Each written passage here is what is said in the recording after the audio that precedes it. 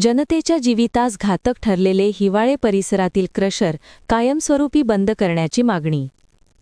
जनतेच्या जीवितास घातक ठरलेले मालवण तालुक्यातील हिवाळे ओवळये शिरवंडे येथील क्रशर कायमस्वरूपी बंद करण्याची मागणी गुरुवारी झालेल्या 4 गावांच्या ग्रामस्थांच्या बैठकीत ग्रामस्थांनी मालवण तहसीलदार गणेश लवे यांच्याकडे लेखी निवेदनाद्वारे केली असून याबाबत खनिकर्म विभाग तसेच संबंधित विभागाच्या वरिष्ठांकडे ग्रामस्थांच्या तक्रारीचा अहवाल सादर करून याबाबत योग्य ती कार्यवाही करण्याचे आश्वासन यावेळी तहसीलदार गणेश लवे यांनी उपस्थित ग्रामस्थांना दिले.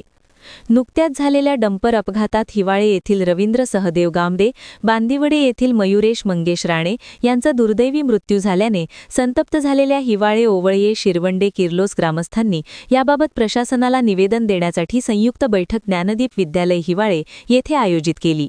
यावेळी प्रथम अपघातात मृत्युमुखी पडलेल्या मयुरेश राणे, रवींद्र गावडे यांना श्रद्धांजली वाहण्यात आली.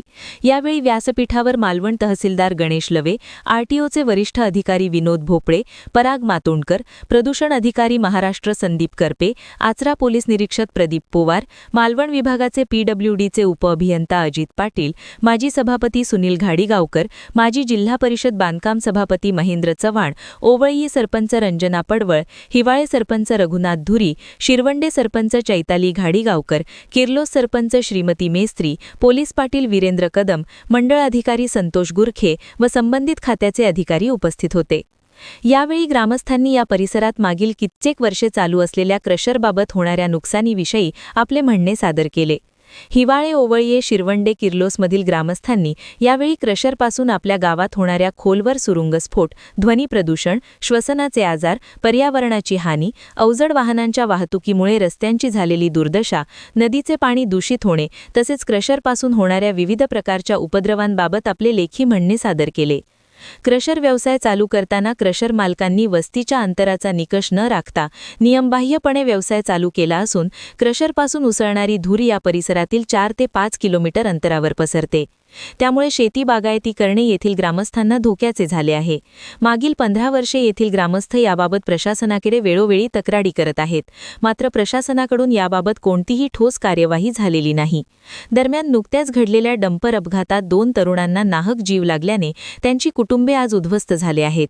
संतप्त ग्रामस्थांनी यापुढे या परिसरात क्रशर व्यवसाय पूर्णपणे बंद करण्यात यावा अशी एकमुखी मागणी ग्रामस्थांनी केली.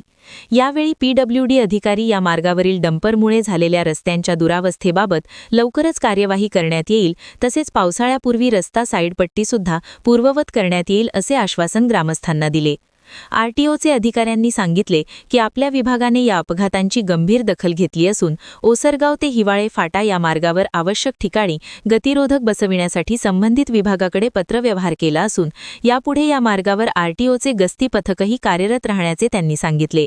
क्रशरपासून होणाऱ्या प्रदूषणाबाबत या भागाचा लवकरच सर्वे करून तसा अहवाल शासनाकडे सादर करू असे आश्वासन अधिकारी संदीप करपे यांनी दिले.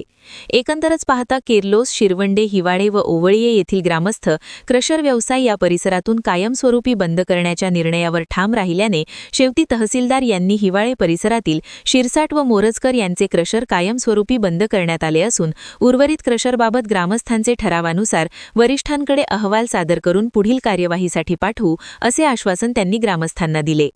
यावेळी ओवळये, हिवाळे, किर्लोस, शिरवंडे येथील ग्रामस्थ मोठ्या संख्येने उपस्थित होते. ब्युरो रिपोर्ट, जनादेश.